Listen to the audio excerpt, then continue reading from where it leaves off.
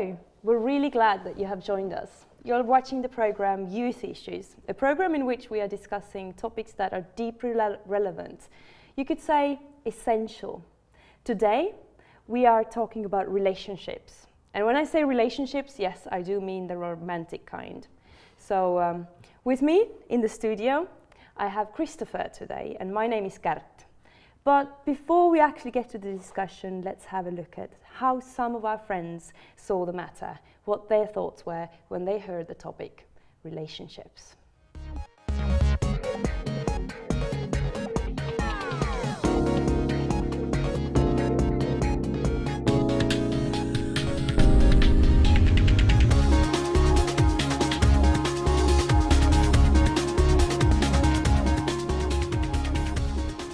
Relationships, just think about complications.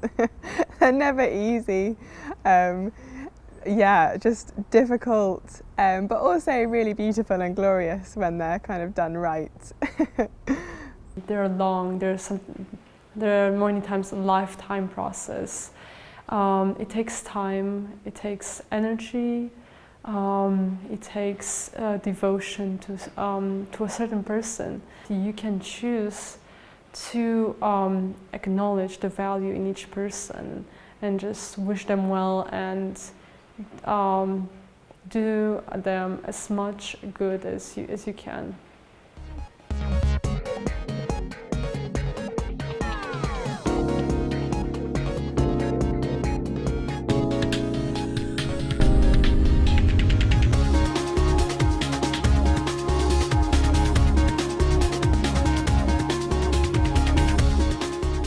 Relationships. Now, unless we decide to become hermits and go away, I think at one point of our lives, probably many points of our lives, we are bound to deal with that question. Relationships, but not just relationships, romantic relationships. Now, Christopher, you're here to discuss such a significant topic. And I'm such a professional. You're such a professional. Well, you do have relationships. Yeah, I mean, I do have some, yeah. Yeah, well, there you go. You're an experienced person to talk about this. Yes. I might even have had some of my own. So, yeah. Well done. I take great pride in that. But technically, getting straight to the point, I think relationships, especially romantic relationships, is a topic that seems to be governing a lot of our lives. We seem to be on a constant search of a person that we can share certain things with in a special way. We seem to be scanning for them, and if we're not scanning for them, if we believe that we are already together with somebody like this, then we are testing and kind of like on trials. We are constantly wondering, constantly seeing, and it's a situation that never stands still. It's something that is evolving and really a complex matter, right? Of course. It can be a cause of a lot of joy and a lot of heartache. Now, let's start from the beginning. For a person who is contemplating the issue, what do you think are the crucial elements that we should keep in mind when we're talking about romantic relationships? Well, firstly, I think that one of the most important things to realize when it comes to relationships is that the idea that healthy people make healthy relationships. You can just double tap that. Thank you. What I mean by that is that we often focus on the other. You know, we have criteria for how the other person should be, and I think that one of the foundational issues we should be dealing with is the type of person we are. What is our character like? You know, what is our disposition like? The type of person we are will inevitably impact the relationship we have and even the people we are drawn to. But isn't it more like, I mean, what you're starting from a weird angle at this, because when we're talking about relationships, we are talking about the other, right? We are talking about having somebody else in our story. Of course. And you're instead starting from us. Yes. I mean, isn't it that we are different around other people? Like, you know, like I remember it so often. I remember thinking back on my younger days, maybe. I remember thinking that, okay, everything is going to be all right once I find the right person to be with. Like, I will be all right once I find the person that can make me all right. Well, I mean, I agree. Of course, relationships are about finding somebody else and being together with somebody else. The problem is that if we are the kind of people that are detrimental to somebody else, that you're bringing issues into somebody else's life that is going to have consequences. And so I think what's important is that we first deal with ourselves before dealing with another person. We deal with ourselves in trying to exemplify a life and a character that reflects healthy values, you know, respect and kindness and you know, caring about somebody else's needs. When you're that kind of person and you're together with somebody or finding somebody else that has that kind of disposition towards you, you're providing a much safer environment for your relationship to flourish. I think one of the problems is that we are used to kind of dysfunctional so-called love. You know, we are because of what we've experienced in life, we maybe haven't experienced healthy relationships through the way that we've been parented or even our friends around us. And ultimately, I think that we all deal with this issue of selfishness in our lives. Isn't this actually what the society today tells us? I mean, just thinking about all the movies about love, they very often feature this typical trope of somebody being completely at a loss, completely in an utter mess, and then exactly. along comes somebody. This is what I wanted to touch on, was basically that these two extremes that exist, basically, that we try to find our worth in another person. Our ultimate worth is found in another person. And I think that there's a problem with that, because this is a selfish way of actually defining who we are, because I don't think that another person can really define who you are. The one extreme is that we are perhaps attracted to somebody who, if we don't have any self-worth ourselves, then we try to find somebody that is so beautiful, so handsome, so intelligent. And of course, you know, if somebody is beautiful, intelligent, and as handsome as they are, finds me attractive and loves me, well, then I have worth. The opposite end of the spectrum is the person who feels like I don't find worth unless I'm fixing somebody else. So they'll be attracted to a person who is a mess. Who has issues. The tough guy or the wounded girl. You know, your empathy just goes out, and I'm going to fix this person.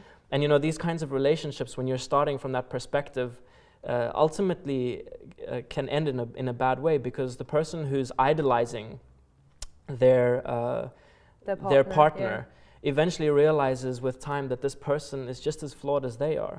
And the person who's trying to fix the other individual realizes that I cannot change this person. They are who they are. And you know, there's more to the relationship, and they end up often resenting each other because they're not feeling fulfilled. And it's only then where you can actually really start really loving each other. You know, which I think people with a healthier character often go into relationships with that attitude from the offset. They haven't romanticized the other person too much. They have a slightly more realistic view of the other.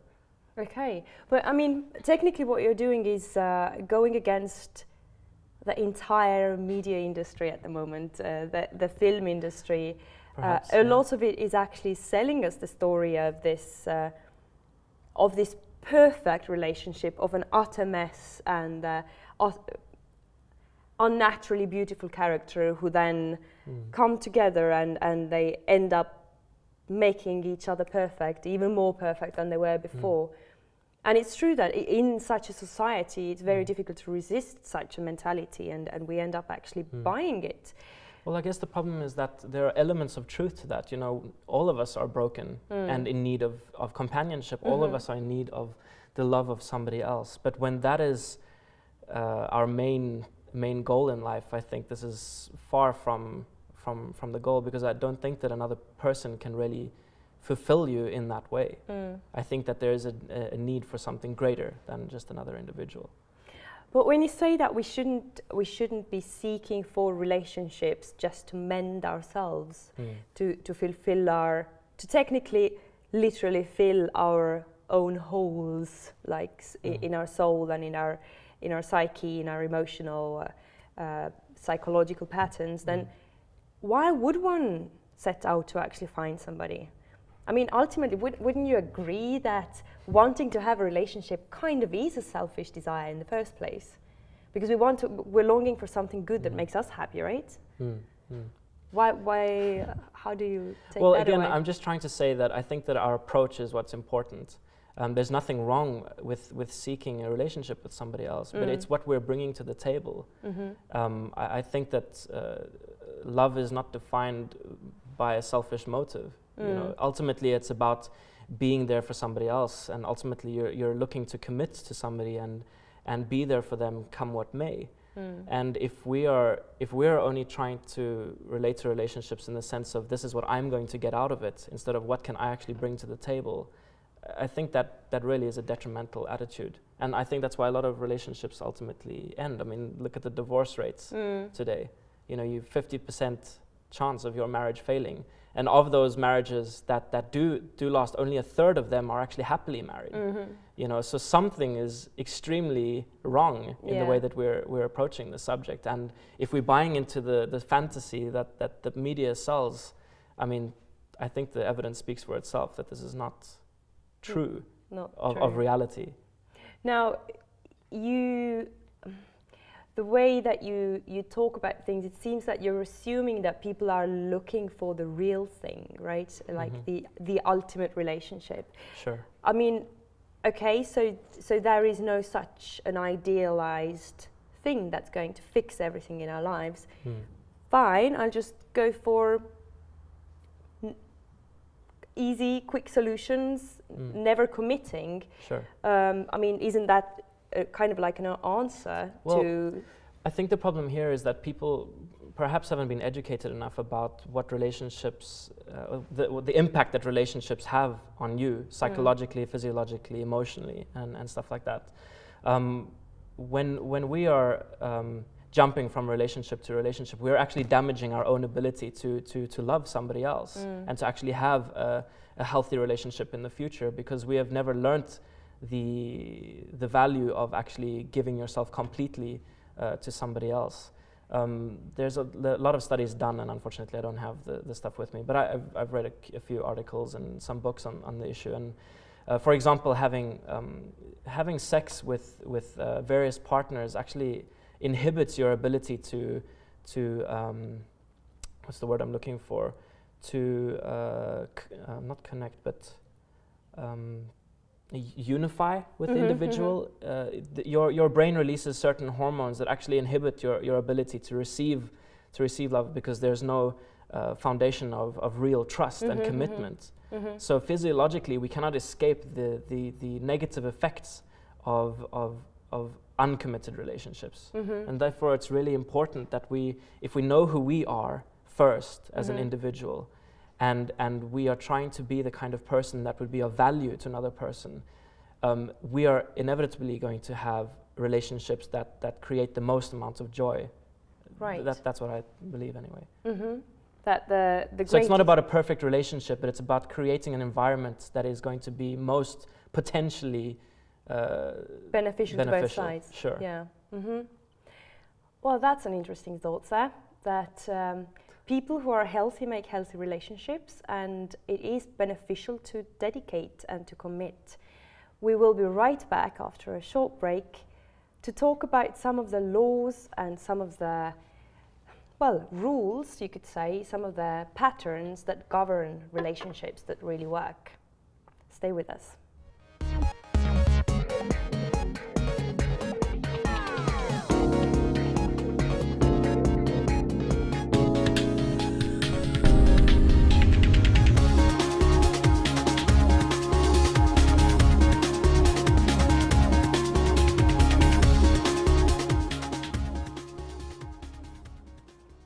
Laws. It occasionally sounds a bit threatening and a bit harassing, but whether we like it or not, the world actually does run by certain laws, and it seems that there are some to healthy relationships as well. Or what did you think? Well, I agree. Maybe laws do sound a little bit more inhibiting, I don't know. But if we take the analogy of a person driving towards a corner that is meant for 30 miles an hour, and you're driving at 70 miles an hour, and you don't slow down, you're headed for an accident. And because of a law. Yes. Because of a natural law. Yeah, natural law. It doesn't care whether you're religious or irreligious. Even if you're listening to a Christian radio station, you're going to have an accident. So and the same applies, I think, to relationships.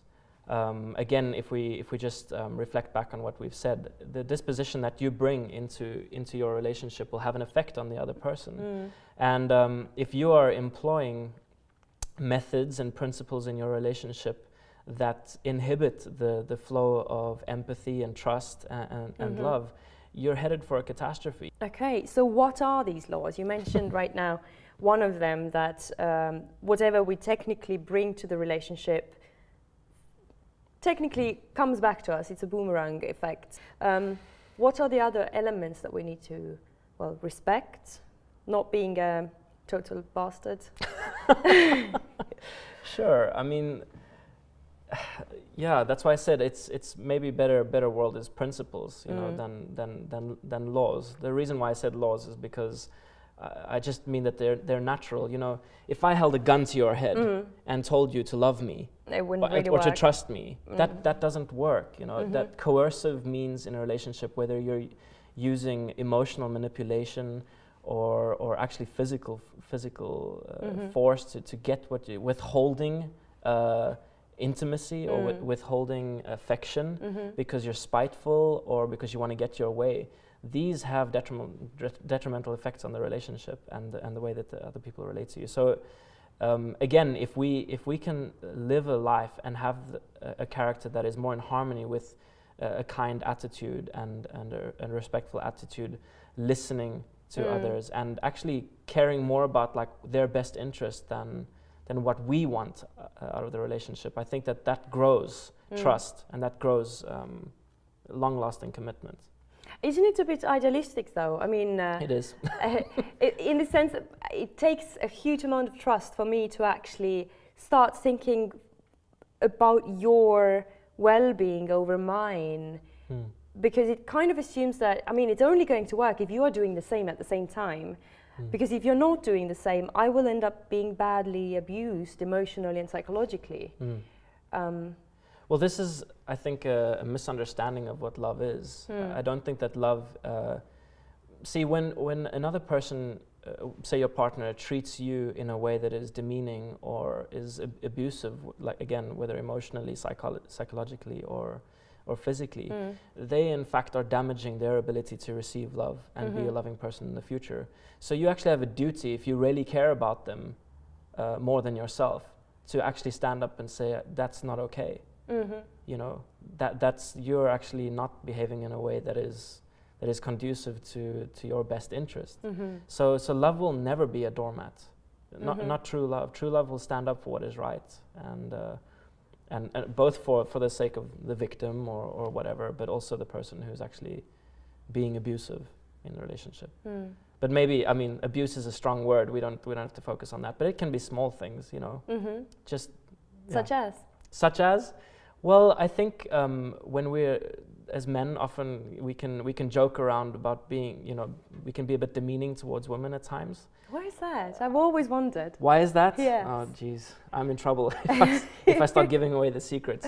Okay. Well, I guess it's because we're insecure. I don't know. That's what I've we always probably feel guessed. threatened. I don't know. Right. I've had my suspicions. Yeah. What I'm thinking is that probably these tiny little things, we acquire these patterns so easily from everything around us that we don't really even fully acknowledge the fact that we are kind of doing something wrong in a relationship. As you said earlier, that we are so used to dysfunctional relationships that we don't even know how to aspire to something that is bigger and greater and more perfect or closer to perfection.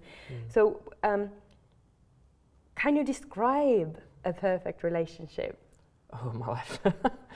I think it's important that we try to aspire to something greater. So I think it's just a matter of trial and error. You can see when you're reaping the consequences of forcing your will upon somebody else. When you have to be right. When you cannot just say, okay, whatever, I'll let that go. Having a forgiving attitude. letting the other person decide certain things in the relationship. I think especially within, for men, that's difficult sometimes, you know, Not only for men, I'm the same. You're the same, okay. I'm the same. Yeah. But women are always right anyway, so. Yeah, But I we shouldn't can't say really that on help camera. that, can No. we? I mean, we can't really help that. That's the thing. That's what I was actually. What I Oh, you need want to get to learn. that point. But I want to get to that point. That's where I was headed. But no, actually, what I was trying to say is that I guess the point over there is that you said it beautifully.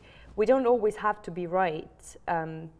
There are occasions in which we are just insisting on being right even though we know that we're not. And then there are cases in which we insist on being right because we know we're right. But occasionally in a really perfect relationship, we can even sometimes let those things go. And I know that I find that terribly difficult to do. Yeah, it is very difficult. When I know I'm right, which is Yes, most which of is the a lot time. of the time. Which is, I understand. I deal with that all the time too. No. One of the things that it boils down to is this, well, there's a lot of talk about this in the newspapers and everywhere probably, that we are kind of a generation of consumerism, and I think it kind of officially started in the 50s or something, that we are so used to consume things for our own benefit. And as a result, I mean, if we don't like a program, we just switch the channel, right? And if we are not happy with the product that we've produced, we've purchased, then we actually take it back and we demand a refund. And this is all a natural part of the life because we have a right to be satisfied in whatever we are consuming, whatever we need. And we have so smoothly transferred that attitude to relationships, and it's terribly damaging because, you know, if there's a hole in the toe of your sock, you just throw it away. And if there's kind of like a problem in a relationship, you just leave it. Well, I think this goes back to what you're referring to in movies, films, books, TV series and stuff like that. You know, I've often spoken to my friends at school, you know, about this issue not pertaining necessarily to relationships, but just life in general. You know, when you watch a movie or when you're reading a book, you're not getting every minute of the day. You're getting snippets of somebody's relationship life, and it's very exciting. It's an emotional roller coaster. It's up and down. We're stuck with 24 hours a day. We're stuck with the mundane. You know, we actually have to work on all those things, and we only experience those highlights that would have been captured on film, you know, a couple of times during the day and a couple of times during the week. And when we think that life is meant to be like a movie, or that our relationship is meant to be like a book, that is one of the core issues. And then combine that with a consumer attitude, then it's just like, oh well, this is not like the movie. This is not the way it's supposed to be. And I can just have somebody else. There are many fish in the sea. Yeah. You know? I can just move on to my next target. Yeah. But again, this is boiling down to a self-centered attitude in the way that you're relating to relationships. Right, so technically what we are kind of complaining about is that we have this as if the manual or description of a product that we get from the society, and then we have the real thing, and they don't really map onto each other. No. But, well, life is harsh, right? You're sitting there telling us that doesn't exist. Yes. Bummer. I think that anybody with half a brain can see that life is not like the movies. That is true. And I think that the tricky thing about it is that most people, when you actually ask them, would always be able to say that. I mean, they really genuinely believe that life equals not movies. Sure. But this doesn't somehow always transfer to the subconscious processes of still assuming or still kind of taking the patterns and trying to see them reproduced in our own lives. And then we approach things with certain expectations, and when they're not there, we get disappointed and we go. Okay, so some of the tips from today have been, first of all, don't seek for a relationship if you want this just to be unbroken again. Oh, you know this song, this Unbreak My Heart. We expect certain people to come along and unbreak our hearts, right? I hope you all know that song, or maybe I'm way too old. So unbreak my heart. Let's not expect people to unbreak our hearts. We have to kind of, the sad thing is we have to deal with ourselves. And even if we go into a relationship with a messed up heart and messed up emotions, then we end up actually messing that up as well. Yeah, I think that society kind of projects onto us that we cannot be happy being single. That's impossible. you know, from a young age. I mean, I remember being at school, everybody's always onto the girl. You know, who's my girlfriend? And it's the next girlfriend, next boyfriend, next girlfriend, next boyfriend. And this is carried on, you know, throughout life. And we bring the way that we've treated other people with us, you know, we bring all that baggage into and we need to learn to be able to just say, look, I want to know who I am first. You know, a lot of science has shown that our brains don't even fully mature by till the age of 25. And for some, it's probably like 40. I don't know. You know, for some, you it's meet never, people right? out there. And some people are really mature at a very young age. That's true. And I think it's really important that you discover who you are, that you discover how to enjoy yourself in a way, and I don't mean in a bad way. I just mean to enjoy being who you are, knowing what your interests are, knowing what you love, what you know, your surroundings, what your future holds, what your values are, you know, and you cannot know that at 15, 16, 17, 18. Not many people have that level of maturity. So I think that society kind of, and many cultures enforce this kind of, you've got to get your wife, you know, you've got to get your husband. And I really say that don't do that. Yeah. The statistics show that you are in for a disaster if this is your mission in life. If you can be happy alone, you'll be happy in a relationship. I think one of the ways that we can actually do that is that certain people have these, you know, well, at least girls occasionally do, and I've heard of boys who do the same. It's like they have these secret diaries in which they have the checklist of the perfect girlfriend, what they are looking for, or we would then for a perfect boyfriend maybe like, you know, handsome, loves music, really deep things, sing, yeah, really deep things. I mean, of course, when I was 15, that they were really deep, like green eyes, tick. But the point is that even no, never. But okay. but I grew kind of out of it. But point being that even though it sounds kind of immature, to a degree we are always searching for a certain person. We are searching for somebody who can match us, right? And if we are doing that, to be in a relationship that is kind of equal and healthy, we have to remember that the other person is kind of doing the same. And if we don't know what boxes we ourselves can actually tick, then why should they ever go for us? I mean, but again, speaking from experience, I think that, you know, you can have your list of boxes that you want to have, and when you find that person that you eventually fall in love with, they're sometimes not at all what you've expected. No. You know, so don't get stuck on the list, you know. Right. I didn't. My husband doesn't have green eyes. Well, there we go. There we go. Now, how are you doing in that field? How are your relationships? What have your experiences been like? Do let us know. Maybe you disagree with some of the things that have been on the table today. Maybe you agree. Share with us what you think. Email to us at info@lifeconnect.info. We'd be really glad to hear from you. Thank you for staying with us.